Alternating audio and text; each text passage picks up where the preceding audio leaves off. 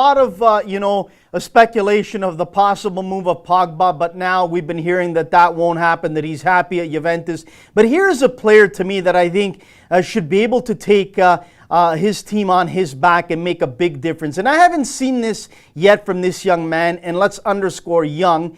But again, I expect more from a guy like this that has all the attributes of a star player. Do you?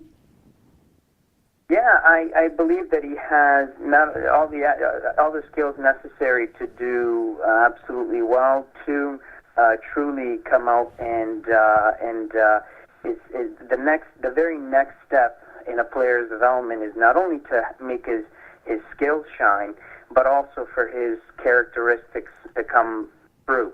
And that one of them is leadership. There is a lot of experience on Juventus, and maybe Pogba doesn't feel that responsibility yet. But I think that is something that the management will be looking for from him in the coming in this new contract that he just signed this week, which was a really, really important milestone. Something else that should be considered is the fact that a lot of players end up changing their behavior. Maybe there's some kind of something that happens psychologically after reaching a major milestone, like signing a more lucrative contract. Whereas prior to that, they're trying their hardest to prove their best. Now that they've kind of signed that, maybe the pressure is not on as much, and they might feel a little looser. Rocco, just before we get off the Juventus page and start talking a little bit about Roma and some of the other things, a guy who for me is not getting enough respect, a guy who I believe will shine in the Nzuri uniform will be Ogbonna. I love this guy. He's a heart and souler. He doesn't have all the talent that some of the other guys have in his position, but this is the type of guy that I believe really now is starting to take off. I completely agree. I think that Ogbonna is one of the few players that has absolutely stepped it up in this season. Some may attribute that to the arrival of Allegri. I don't really believe that, not because I may or may not have a bias towards Allegri's arrival, but it was really necessity is the mother of all invention, I suppose. Ogbonna benefited from Barzagli and Cáceres' injury.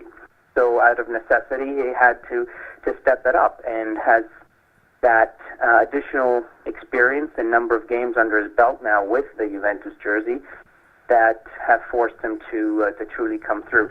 He did miss a chance and hit one of Juventus's posts tonight, but unfortunately it didn't happen for him. He really would have been the hero. I think we would have been talking about a different result tonight. Rocco, let's turn our attention a little bit to Roma. Obviously, they've had a real good start to this season in Serie A. The only disaster taking place in Champions League, where it was basically men against little boys. But I think they're back on track today after an important win. Destro Dossi getting back on track. I think this could be the challenge once and for all that Juventus has not seen in the last 4 or 5 years, that someone really overtaking them. Do you see that?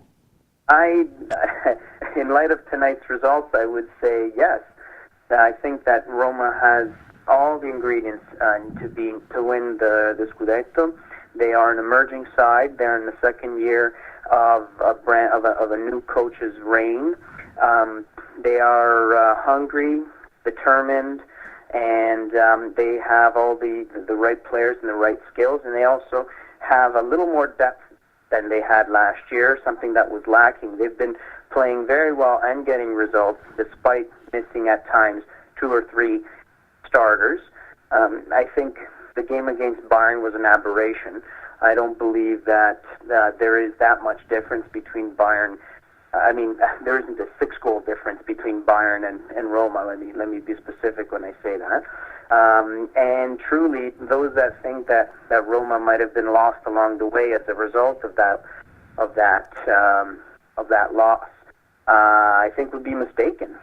Yes, they did go and tie away at Sampdoria in Genova, the same stadium where Juventus lost tonight, and that shouldn't really surprise anybody because Sampdoria is a tough as nails team, especially when they play at home, and they were until this very night undefeated.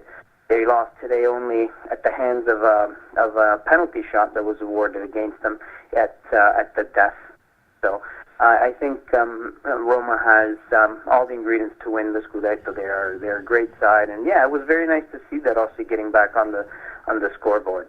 Rocco, just before we let you go, let's touch upon a couple other quick hits in regards to soccer in Italy. Let's talk about the state of soccer in Italy. We've heard in the last number of years that many clubs are right now scrambling to find funds for everyday purposes, to pay bills, to pay players, you name it. There have been struggles for the last number of years. What are the people saying in and around the towns and the cities that you are in regards to the state of Italian soccer? Are they upset at the referees in that department? Are they upset about a lot of young Italians making their way over to different countries to make a better life for themselves? What's the buzz out there?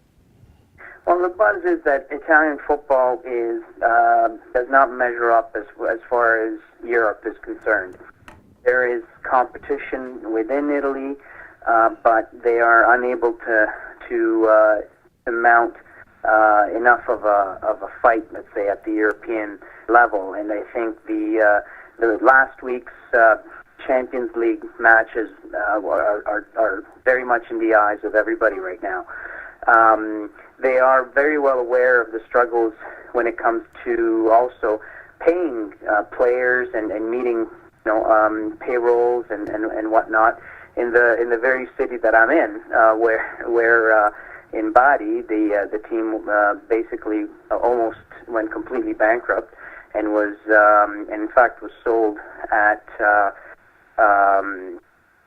last year to a now former referee, which is Paparesta, was a former international who is from Bari, which is something a little odd, I suppose, for a referee to buy a team. Some people, tongue-in-cheek, said that it's typically the other way around. Teams trying to buy refs, not the other way around. But all jokes aside, yes, absolutely, there is recognition that there is struggle and that reforms are needed. They know about it here. We know about it back in North America. And unfortunately, what's going on at the soccer politics side of things is that we don't have, or we don't seem to have, reformists at the helm. With the election of Tavecchio, and despite of some of his very troubling comments, was perhaps a testament of this. So there is maybe a glimmer of hope in that Tavecchio has at least spoken or paid lip service to some reforms, but I think much deeper ones are required, much more structural ones are required, some that perhaps may be more in line with a few of the reforms that Agnelli and Pallotta, so we're speaking of Juventus and Roma's brass, are suggesting. Alas, they are not in power. They are not in the sphere of influence when it comes to Italian soccer politics, which is a bit of a breath of fresh air, right? Yeah, it's a bit counterintuitive because you'd expect that Juventus and Roma would be at the seat or at the center of government when it comes to Italian football, but they're very much not in that position. But maybe that's something we can speak about on another time. Absolutely.